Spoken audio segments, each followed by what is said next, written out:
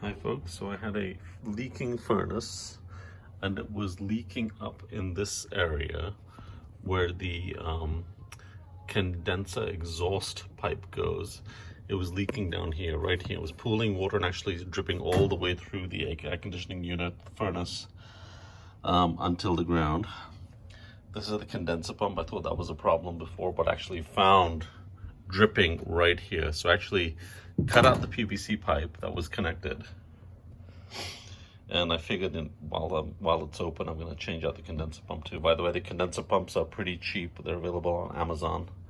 I bought one for about $50. I'm going to replace that as well. But essentially what I did find out was that the pipe was kind of bent here and it was dripping. I don't know how it got bent, but it was bent. So I had to cut this pipe, and then luckily this part just unscrewed.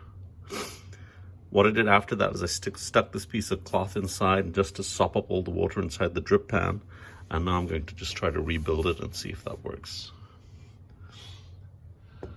For the rewiring of the pump, essentially the pump is plugged in this socket right up here, but it has these wires that go to the thermostat and to the furnace unit directly as well. And essentially what I'm going to do is just duplicate this wiring on the new one. And hopefully that'll work. It sits here on the side. Ideally, I'd like to get some kind of drip pan for it. But my space is so limited, I'm not sure I'll find something that will fit. Okay.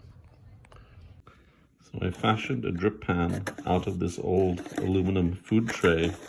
I cut it down to size, and basically made sure that the pump, the water condensate pump, fit exactly in there.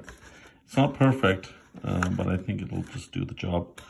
Basically, on the cuts I made, I secured with a Gorilla Tape, which I think is a fantastically useful and strong tape. It's got this tape on both sides, like there's one on the inside and one on the outside. So this is the dry fit of the new piping for the new condenser. I added this part here with air, so there's an air intake for the water line, but I put on this cap, which I drilled a small hole into just to sit up there.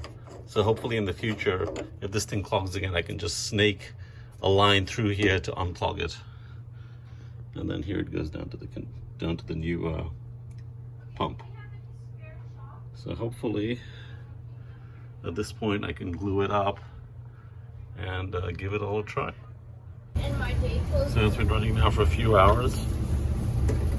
Cloth is dry. Let's take a look inside the valve. Yep, there's water inside there. Let's see that. Yep. So I think we are good.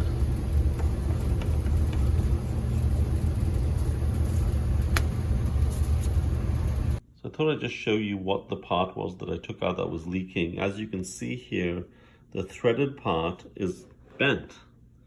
I'm not sure how that happened, but this must have caused the seal not to be very tight and start leaking. I don't know what all this green stuff is either. Anyway.